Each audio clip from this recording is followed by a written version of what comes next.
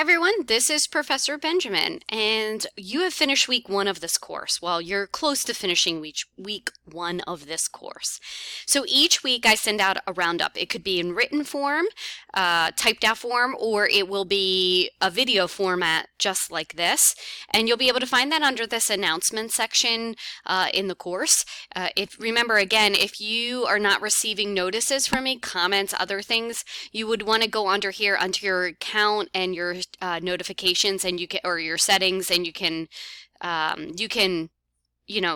add a different email account if you would like, and then under your notifications here you can have preferences on when you receive notifications. Do not send me anything, send me weekly, send me daily reminders, notify me right away. So if you find something really important, you probably want you to be notified right away. So grades, comments, announcements, anything related to the course that you think is really, really important that you should be notified to your either home email or your CCP email, whichever you use more often. So we finished week one of the course. I know the first week is always a little chaotic and crazy. You're getting used to the course. You're getting used to all of my expectations. Couple housekeeping items. If you haven't yet, you need to make sure that you've read the documents under the course information session. Lots of students did not follow the requirements for initial posts or response posts. In this class, it's absolutely essential that initial posts are like mini papers. They are at least 300 words, they have paragraphs, they have in-text citations with then proper MLA formatting of the source at the bottom, no I statements. They're really factually sound, so not opinionated, just pretty much you're answering the question yes or no, and then without using I believe or I think, and then you are applying facts to those statements using, of course, information that I've given you in the course. You can use maybe one source from an outside source. Of course, you have to make sure you cite that as well, but I would like you to mainly develop your answers from the information I've given you in the modules. Response posts have to be at least 200 words. They have to agree, disagree with your classmate, and why. So that mimics that classroom behavior that we usually typically have in a live class. So there's a lot there that a lot of students just didn't follow. They just submitted whatever they could. I know you might have felt like you were under the gun this week because, oh my gosh, this 10-week class started and I don't know what I'm doing. But from this point forward, I really do have high expectations for submittals in these classes. So at the end of this week, don't forget you have your first quiz due by Sunday, 11:59. This quiz will deal directly with the chapter reading.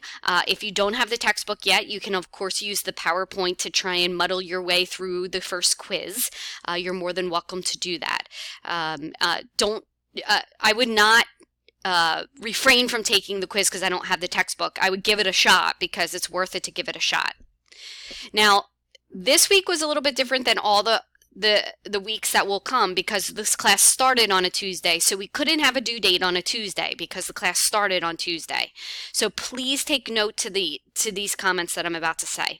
From this point forward in this course, all initial posts are due by Tuesday, 11:59, and then you have till Thursday to respond to a classmate. You can, of course, make that response post anytime before the due date, but the initial post is always due by Tuesday, 11:59. You will note that the date says the latter, which is the Thursday date, but in reality, there is another component of that is due before that Thursday due date. It is the initial post.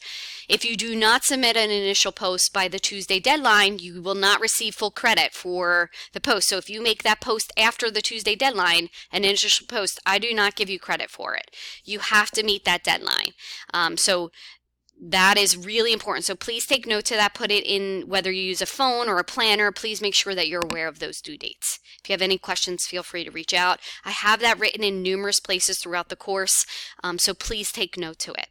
This week, coming up, and then for the next 4 weeks, you have 2 things due per week. And the reason for that is just because this is a 15-week course doesn't mean we just throw everything out the window. We have to cover 15 weeks of material in 10 weeks. So we have to double up for a little bit of the semester. So due by Tuesday next week, you're going to have Tragedy of the Commons.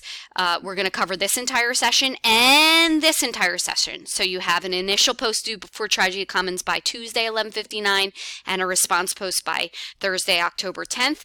And then you also have an initial post due for Ethics, Economics, and Policy, and a response post by Thursday, October 10th. And then you have a quiz next Sunday due with Ethics, Economics, and Policy, because there's a textbook chapter that relates to this session. There is no textbook chapter that relates with Tragedy of the Commons, so you will not have a quiz on that session. So I know it's a lot. It's going to be like this for the next couple weeks until we catch up with what typically would be a 15-week course. So please plan ahead and try and read as much material as you can before it's due.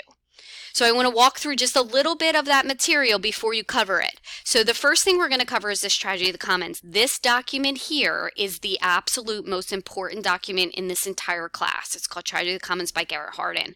This PowerPoint will give you a little basis of this article. But this article, the whole objective of this article is that it tells you about the technical solutions we've put in place to help solve commons problems, which is a shared space, air pollution, water pollution, land pollution, destruction of parks, all of that.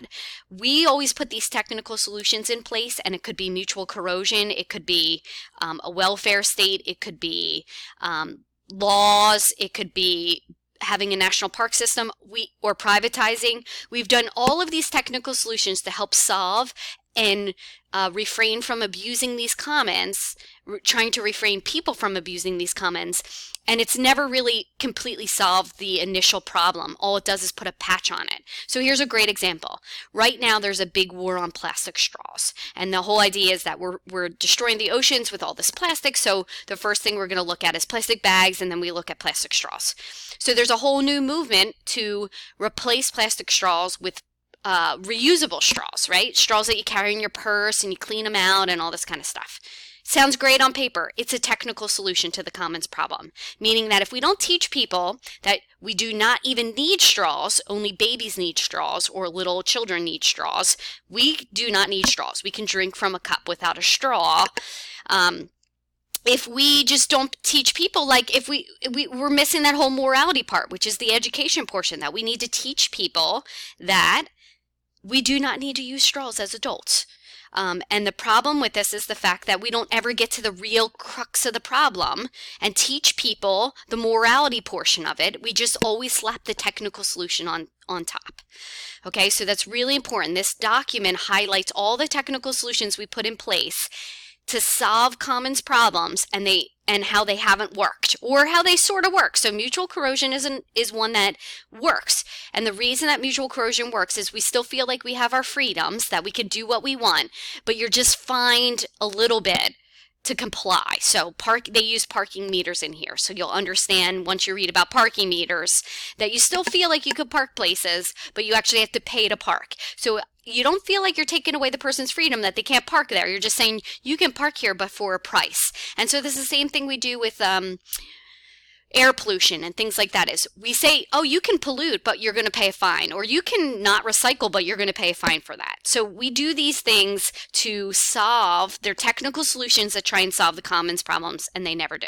So that's under there. The other thing we're going to cover in this session is invasive species. An invasive species, well, of course, everyone's talking about the spotted lanternfly right now. That's an invasive species that was brought in from Asia. They're not sure how it got here, and then it's here. The whole thing with invasive species and Tragedy of the Commons is it has to be brought in for human short-term gain. So if a species is brought in because I think this flower is beautiful, I see it in Hawaii, and then I come back to Philadelphia with, I put it in my little suitcase and I bring it back, but I didn't realize there was a spider on it, and it wound up taking over an entire ecosystem. That is a Tragedy of the Commons invasive species, because it was brought in for human short-term gain rather than thinking about the long-term interests of society. And that is one of the big things with Tragedy of the Commons, is that in those common situations, we always tend to look for our short-term gain, and we don't think about the long-term interests of society. So that's that. The second topic that you're going to cover here is ethics, economics, and policy. And this is a big deal. Pricing the Priceless is a big article. You're going to read a lot about this. It's about how we put a cost on the environment. So can we put a price tag on nature? Yes. It's just not accurate. And we put these different types of valuations, and you'll read about those in your text. Ecological valuation, marginal, contingent, hedonic valuations. We put all these valuations on the environment, and of course there's always problems with the way we evaluate. This article here, Cost Benefit Analysis, talks about how policies are made and how we do this cost benefit analysis. So what's the most bang for our buck? What's the greatest good for the greatest amount of people, the utilitarian viewpoint? So you'll take a look at that. That article is important. A lot of people push back against cost benefit analysis and say the best thing to do is to do cap and trade, but you'll see here, read in here and see in this story of stuff, cap and trade has a lot of problems to it because you're just kind of reworking pollution. And I'll recap more of that at the end of next week when I do my roundup for week 2. So there's a lot we're going to cover in the next 2 weeks, and we're going to do that for the next couple weeks. So I need you to plan ahead, okay? So I gave you a little background information, so hopefully when you jump into this, you don't feel blind. At the end of the week, I'll round up everything again and take a look, sneak peek into what we're covering next week in class. Please keep your head up.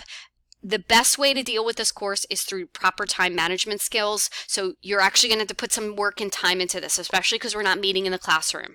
Remember, if we were meeting in the classroom, we would be meeting for 3 hours a week. So I need you to spend that amount of time outside of the classroom on this course in order for us to meet those middle state requirements. That being said, remember, this week coming up, don't forget your quiz due by Sunday, 11:59.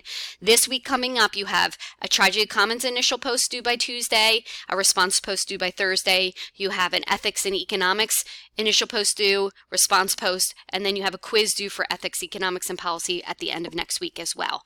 You're doing a good job with picking one of the 6 questions. I know it's something like, remember, if 6 people have already answered the question, you cannot answer that question. So if you log in and you see 6 people have already taken the Japanese da question, then you cannot answer that question. It's out of play. You need to find a different question. So I suggest you get in early before Tuesday, take this weekend, answer some of the initial post questions or one of the initial post questions, and then that way it's off of your plate. Okay? If you have any questions, feel free to reach out, and I hope you get into a groove with the course. I know you will, and I look forward to starting this journey with you.